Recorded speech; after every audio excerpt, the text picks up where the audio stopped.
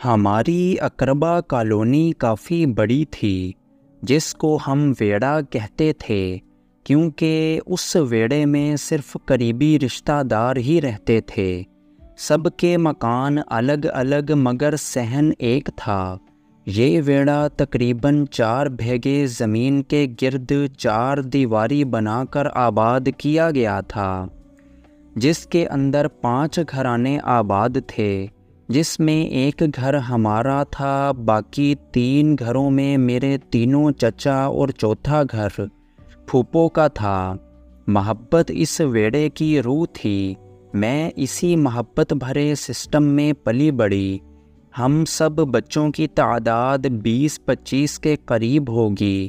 ہم سب اکٹھے کھیلے۔ بچپن بہت خوش رنگ تھا۔ لگتا تھا وقت تھما ہوا ہے۔ مرضی سے سونا، مرضی سے جاگنا۔ بچپن گزر گیا، یادیں چھوڑ گیا۔ وقت پر کس کا بس چلتا ہے؟ یہ وہ پنچھی ہے جس پر آج تک کوئی گرفت نہیں کر سکا۔ وقت نے ہمارے خاندان کو بھی تازیانہ لگایا اور بسا بسایا اکٹھ تتر بتر ہو گیا، اور ہم جو محبت کے دھاگے میں لپٹے ہوئے تھے دانا دانا ہو کر بکھر گئے۔ دادا جان کے فوت ہوتے ہی وہ دھاگا ٹوٹ گیا جس نے سارے خاندان کو ایک لڑی میں پرو رکھا تھا۔ اب سبھی کو اپنی اپنی پڑ گئی۔ چھوٹے چچا، امی، پھوپھو، یہ تینوں گاؤں کی زندگی سے تنگ تھے اور شہر منتقل ہونا چاہتے تھے، جبکہ گاؤں میں سکون تھا۔ آزادی نہ تھی لیکن محبت تھی۔ اچھے تعلیمی ادارے عنقا تھے، مگر شہر میں سکونت اختیار کرنے کے لیے کافی سرمایہ درکار تھا۔ ہمارے خاندان میں سرمایہ صرف ہماری زمین تھی، اور زمین سے ہی علاقے میں عزت تھی۔ 2 بھائی بضد تھے، زمین بیچ کر شہر جا بسیں، اور 2 بھائی راضی نہ تھے کہ زمین کا بٹوارا ہو۔ اسی پر بھائیوں میں تلخی بڑھی، جھگڑا ہوا اور دلوں میں دوریاں ہو گئیں۔ رشتوں کی شیرینی میں کڑواہٹ گھل گئی۔ آخرکار بٹوارا ہو گیا۔ چچا اور پھوپھو نے اپنے حصے کی زمین فروخت کر دی اور سرمایہ لے کر شہر چلے گئے۔ شہر میں انہوں نے ایک ہی کالونی میں گھر خرید لیے۔ شہر میں ہم بچوں کو اچھے اسکولوں میں داخل کرایا گیا۔ ہمارے بسنے کا ایک فائدہ یہ ہوا کہ لڑکوں کے ساتھ ساتھ لڑکیوں پر بھی تعلیم کے دروازے کھل گئے۔ گرچہ خاندان کا شیرازہ بکھر گیا، وقت پر لگا کر اڑتا رہا۔ میں تیسری جماعت سے اب 7ویں میں آ گئی۔ ایک دن اسکول سے گھر آئی تو پتہ چلا کہ چچا جان کا خط آیا ہوا ہے۔ لکھا تھا، آپ لوگوں نے صحیح فیصلہ کیا تھا، بچوں کے مستقبل کی خاطر، اور ہم نے بھی درست فیصلہ کیا تھا، اپنے بڑوں کے نام و نمود کی خاطر۔ اب سوچتا ہوں کہ جھگڑا ناحق کیا تھا، تاہم گوشت سے ناخن جدا نہیں ہو سکتا۔ اب بہاول کا مسئلہ ہے اور یہاں اسکول مڈل تک ہے۔ میں چاہتا ہوں کہ اس کو آپ کی طرف بھیج دوں تاکہ آپ کے گھر رہ کر یہ شہر کے کسی اچھے اسکول میں تعلیم حاصل کر سکے۔ خط ملتے ہی امی ابو سوچ میں پڑ گئے کہ بہاول کو اپنے پاس رکھیں یا نہ رکھیں۔ گاؤں میں رہتے ہوئے تو ایسے فیصلوں کے وقت ایک لمحے بھی سوچنا نہیں پڑتا تھا، مگر شہر میں رہ کر شہریوں جیسی خوبوں سے آشنا ہو گئے تھے۔ کوئی قدم اٹھانے سے پہلے کئی بار سوچنا پڑتا تھا۔ گاؤں میں بھائیوں کے سپوت بھی اپنے ہی جگر گوشے ہوتے ہیں، مگر شہر میں اپنے پرائے ہو جاتے ہیں۔ ایک ہفتہ کی سوچ بچار کے بعد والد صاحب نے اس کشمکش سے چھٹکارا حاصل کر لیا۔ بھائی کی محبت نے جوش مارا اور انہوں نے خط کا جواب لکھ دیا کہ آپ بہاول کو روانہ کر دیں۔ آپ کا بیٹا میرا بھی بیٹا ہے۔ چچا کا گھر اپنا گھر ہوتا ہے۔ میں اسے شہر کے بہترین اسکول میں داخل کروا دوں گا۔ آج سے آپ اس کی ذمہ داریوں سے بری الذمہ ہیں۔ اب بہاول میری ذمہ داری ہے۔ خط ملتے ہی بہاول نے روانگی پکڑ لی اور ہمارے گھر پہنچ گیا۔ والد صاحب نے اسے ایک اچھے اسکول میں داخل کروا دیا۔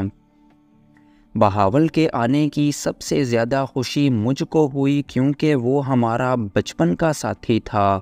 میری سب سے زیادہ اسی کے ساتھ بنتی تھی۔ سب بچوں میں وہی مجھ سے زیادہ قریب تھا، میرا خیال رکھتا تھا۔ کسی بچے سے لڑائی ہو جاتی تو وہ ہمیشہ میری حمایت کرتا۔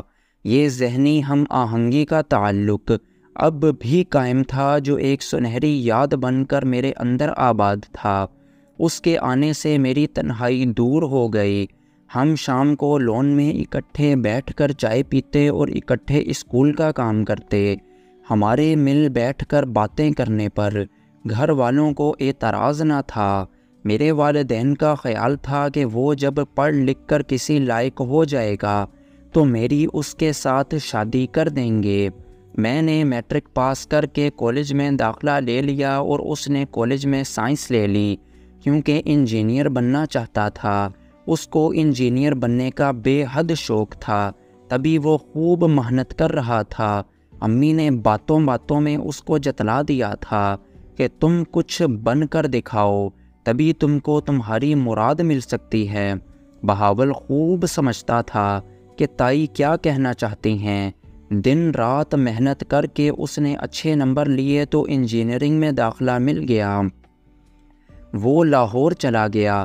اس کے جانے سے میں ہی نہیں سارا گھر اداس ہو گیا۔ وہ یہاں تھا تو لگتا تھا کہ موسم خزاں میں بھی بہاروں کا راج ہے۔ اب تو بہار بھی خزاں جیسی ہو گئی تھی۔ 12ویں کے بعد میرا تعلیمی سلسلہ ختم ہو گیا کیونکہ انہی دنوں میرے ماموں اپنی فیملی کے ہمراہ کراچی سے ہمارے گھر آئے۔ انہوں نے امی سے کہا، لڑکیوں کو زیادہ کیا پڑھانا، انہوں نے تو گھر بسانا ہوتا ہے۔ زیادہ تعلیم یافتہ لڑکیاں عمدگی سے گھر نہیں بسا سکتیں، وہ گھریلو کام کاج کو اپنی شایان شان نہیں سمجھتیں۔ بہتر ہے کہ تم لڑکی کو کالج اور یونیورسٹی کے چکر سے نکال کر گھر بٹھا لو، گھرداری اور کوئی بہتر ہنر سکھاؤ۔ امی ماموں سے بہت پیار کرتی تھیں۔ انہوں نے فوراً ان کا مشورہ مان لیا، گرچہ ابو مجھے مزید تعلیم دلوانا چاہتے تھے، مگر والدہ نے اپنی مرضی کر لی۔ مجھے کالج چھوڑنے کا بہت غم ہوا۔ سوچتی تھی کہ تعلیم کی خاطر ہی تو ہم گاؤں چھوڑ کر شہر آئے تھے، اپنا سندر پیارا ویڑا چھوڑا جہاں سب کے ساتھ رہنے کا ایک اپنا ہی مزہ تھا۔ عزیزوں میں جدائی پڑی تب بھی امی کو اعلیٰ تعلیم اپنے بچوں کو دلانے کا خبت سوار تھا، اور اب انہوں نے اپنے بھائی و بھابھی کے کہنے پر خود اپنے پاؤں پہ کلہاڑی مار لی۔ کلہاڑی دراصل ماموں ممانی نے میری خوشیوں پر ماری تھی۔ ان لوگوں نے امی کے ساتھ مل کر چپکے چپکے ایک پلان بنایا۔ وہ مجھ کو اپنی بہو بنانے آئے تھے۔ ان کا ایک بیٹا تھا اور بیٹی۔ بیٹے کا نام زیرک تھا اور بیٹی تہمینہ تھی۔ دونوں ساتھ آئے تھے۔ تہمینہ کچھ مغرور سی تھی، میری اس کے ساتھ نہ بنی، اس سے واجبی سی بات چیت ہو جاتی تھی۔ البتہ زیرک نے مجھ کو دیکھتے ہی پسند کر لیا اور ماں سے کہا کہ میں شادی اسی لڑکی سے کروں گا ورنہ عمر بھر کنوارا رہوں گا۔ وہ ماں باپ کا اکلوتا بیٹا تھا، وہ اس کی بات نہیں ٹالتے تھے۔ انہوں نے امی کو گھیرا اور کہا کہ ہم تو بے مراد نہ جائیں گے، تمہاری بیٹی کا رشتہ لے کر جائیں گے۔ امی کو محبت تو اپنے بھانجے سے تھی، لیکن ابو کی وجہ سے رشتہ ادھر دینے سے ہچکچا رہی تھیں۔ جانتی تھیں کہ شوہر کا خیال اپنے بھتیجے کو داماد بنانے کا ہے، اور یہ خیال اس وقت سے ہے جب میں پیدا ہوئی تھی۔ امی یہ بھی جانتی تھیں کہ ابو آسانی سے ان کی بات ماننے والے نہیں، مگر ان کو منانا لازمی تھا، ورنہ ماموں ممانی روٹھ جاتے، اور میکے میں امی کا بس یہی ایک رشتہ تھا جس کا انہیں مان تھا۔ والدہ بھی دل کی ٹھنڈک ہوتی ہے، لیکن ہمارے معاشرے میں عورت مجبور ہوتی ہے اور وہ میکے کے سہارے کو عمر کے کسی دور میں بھی کھونا نہیں چاہتی۔ میکے کا سہارا عورت کے لیے کڑی دھوپ میں چھاؤں جیسی حیثیت رکھتا ہے۔ خدا جانے کب، کس وقت، کس بات پر اور کس عمر میں خاوند ناراض ہو جائے، گھر سے نکال دے، طلاق پکڑا دے، تب عورت کہاں جائے؟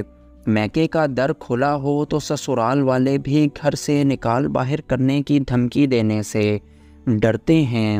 یہ بھی ایک وجہ تھی، لیکن یہ بات بھی اٹل تھی کہ ماں اور ماموں میں محبت بھی انتہا درجے کی تھی۔ اولاد کی خوشی تو کیا، امی اپنے بھائی پر جان بھی قربان کر سکتی تھیں۔ میرے دل کی کیفیت کو وہ سمجھتی نہ تھیں، شاید تبھی انہوں نے یہ فیصلہ کر لیا کہ وہ میری شادی ہر حال میں زیرک سے کریں گی۔ تبھی تو مجھ سے پوچھنا بھی گوارا نہ کیا۔ جب کالج جاتی تھی تو زندگی کی ایک روٹین سی بن گئی تھی، اب کالج بند ہوا تو دل بہت گھبرایا۔ امی نے ماموں کو مجبور کیا کہ تم بھی کراچی چھوڑ کر بہاولپور میں گھر لے لو، تب ہی میں تم کو بیٹی کا رشتہ دوں گی۔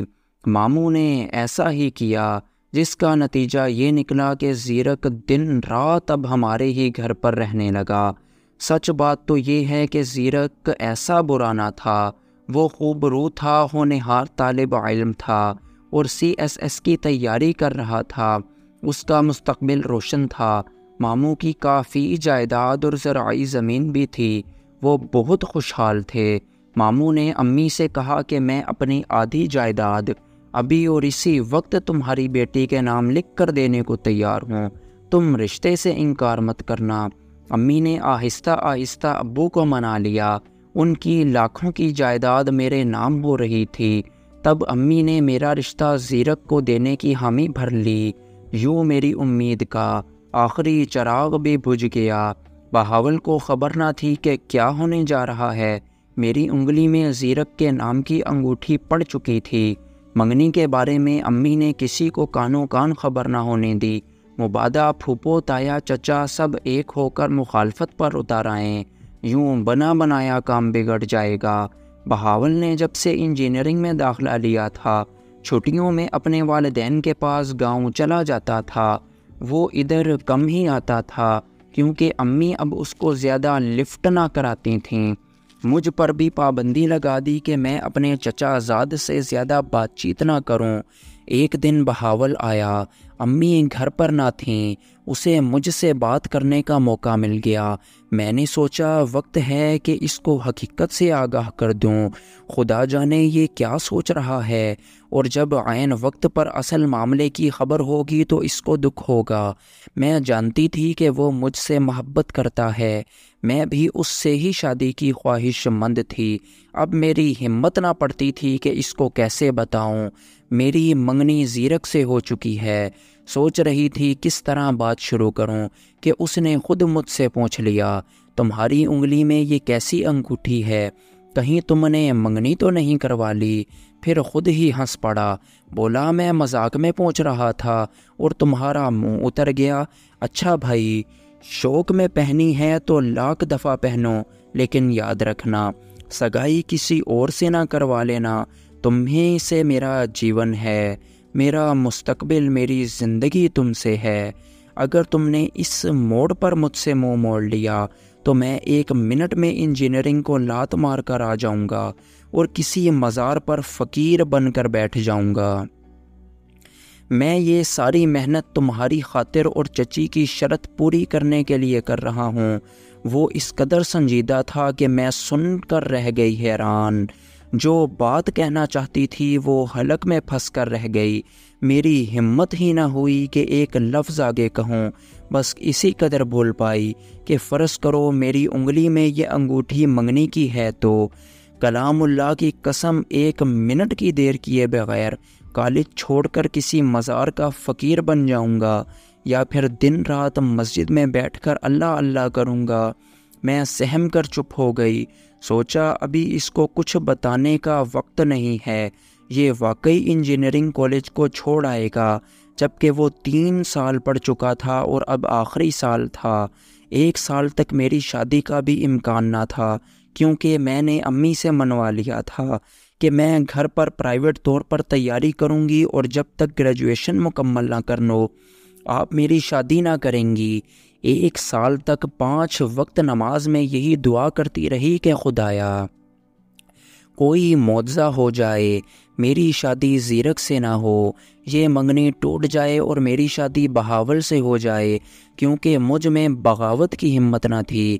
ہمارے گھر کا ماحول ایسا نہ تھا کہ میں اپنی مرضی چلا سکتی یا بغاوت کرتی۔ مجھ کو ہر حال اپنے والدین کے آگے سر کو جھکانا تھا۔ میری دعاؤں میں کوئی کمی تھی کہ اللہ نے میری ایک نہ سنی۔ میں نے گریجویشن مکمل کر لی تو ماں میری شادی کی تیاریوں میں لگ گئیں۔ انہی دنوں بہاول بھی انجینئرنگ کی تعلیم مکمل کر کے گھر آ گیا۔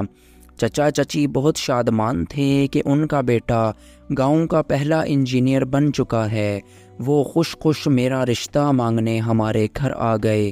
وہ پہلی بار شہر آئے تھے اور اس یقین کے ساتھ کہ ان کا دامن مراد پھولوں سے بھر جائے گا۔ ان کو گمان بھی نہ تھا کہ ابو بدل چکے ہیں اور وہ بیٹی کا رشتہ دینے سے انکار کر دیں گے۔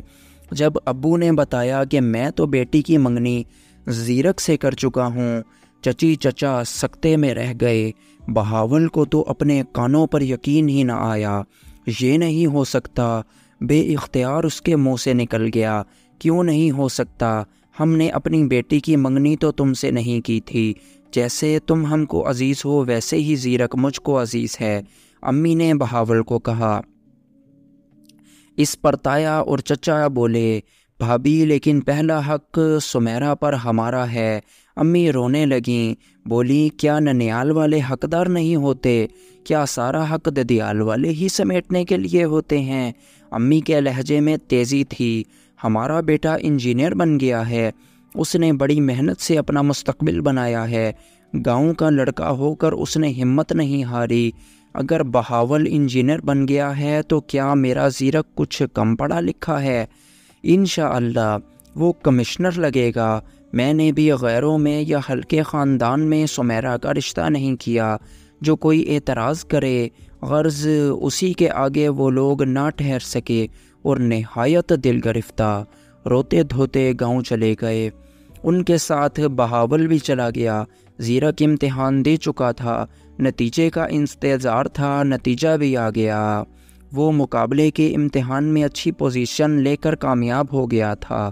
بس پھر کیا تھا، ماموں ممانی سرخرو ہو گئے اور ابو کو جو تھوڑا بہت قلق بھتیجے کا رشتہ چھوڑنے پر تھا وہ بھی جاتا رہا۔ میری شادی دھوم دھام سے زیرک سے ہو گئی۔ روتی دھوتی رخصت ہو گئی۔ روتی دھوتی رخصت ہو کر میں ماموں کے گھر چلی گئی۔ کچھ دن بہت آزردہ رہی، پھر رفتہ رفتہ شوہر سے مانوس ہو گئی۔ انہوں نے بھی میرا بہت خیال رکھا کیونکہ مجھے پسند کر کے شادی کی تھی۔ وہ ضلع کے حاکم تھے اور میں ان کے دل کی حاکم تھی۔ 2 سال بعد میں ایک بیٹے کی ماں بنی۔ اگلے سال خدا نے ایک اور بیٹا دے دیا۔ میں بچوں کی پرورش میں کھو گئی۔ دل کا زخم دل میں دبا دیا۔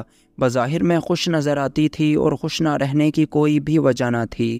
سب کچھ مجھ کو حاصل تھا، بس ایک خلش تھی کہ بہاول کی نہ بن سکی میں۔ لیکن میں نے خود کو سمجھا بجھا کر اس محرومی سے سمجھوتا کر لیا تھا۔ بعض لوگ سمجھوتا کر کے جی لیتے ہیں مگر بعض سمجھوتے نہیں کر پاتے تو خود کشی کرتے ہیں یا جیتے جی مر جاتے ہیں۔ بہاول نے دوسرا راستہ اختیار کیا۔ خود کشی نہ کر سکا لیکن جیتے جی مر گیا۔ اس نے اپنی قسم کو پورا کیا۔ وہ میری خاطر انجینئر بنا تھا۔ اپنی قابلیت کو بروئے کار لانے کی بجائے میری خاطر مٹی میں مل گیا۔ وہ اپنے ہوش سے بیگانہ ہو گیا۔ اس کو دنیا کی رنگینیوں سے دلچسپی نہ رہی اور کھانا پینا، ہنسنا بولنا، سورنا اوڑھنا سب کچھ چھوڑ کر گاؤں کے ایک مزار پر جا بیٹھا جس کو لوگ وہاں پیر جی کا مزار کہتے تھے۔ اس کے پڑھے لکھے دوستوں کو پتہ چلا تو وہ اسے سمجھانے آئے اور سمجھا بجھا کر اپنے ساتھ لے گئے۔ کچھ دن دوستوں کے ساتھ رہا، پھر جب لوٹا تو مسجد میں جا بیٹھا۔ دن رات یاد الہی میں مصروف رہتا اور رات کو بھی وہاں ہی مسجد کے صحن میں پڑا سو رہتا۔ بہاول کے والدین اس کی حالت سے سخت پریشان تھے۔ انہوں نے اس کو سمجھانے اور زندگی کی جانب لانے کی بہت کوشش کی، لیکن اس پر کسی کے سمجھانے کا اثر نہ ہوا۔ بس وہ یہی کہتا تھا کہ میں زندہ ہوں، شکر کیجئے۔ تایا تائی نے سوچا وقتی دکھ ہے، آپ ہی زندگی کی طرف لوٹ آئے گا۔ انہوں نے بہاول کو اس کے حال پر چھوڑ دیا، لیکن وہ اپنی گمسم دنیا سے نہ نکل سکا۔ سچ ہے، ہزاروں لاکھوں میں چند انسان ایسے ہوتے ہیں جو دل کے ہاتھوں پوری طرح برباد ہو جاتے ہیں، پھر ان کو کسی خوشی، کسی ساتھی، کسی گھر کی ضرورت نہیں رہتی۔ وہ اپنے آپ میں مست ہو کر دنیا کی ریاکاری سے نجات پا لیتے ہیں۔ بہاول بھی انہی میں سے ایک تھا جو جھوٹی زندگی کی جھوٹی خوشیوں سے سمجھوتا نہ کر سکا۔ کچھ عرصہ بعد بالآخر امام مسجد صاحب کے سمجھانے پر وہاں سے گھر آ گیا۔ جب کسی طور سکون نہ ملا تو سکون کی تلاش میں خدا جانے کس جانب نکل گیا۔ تب سے اب تک 28 برس ہونے کو آئے ہیں۔ بہاول خدا جانے کہاں ہے۔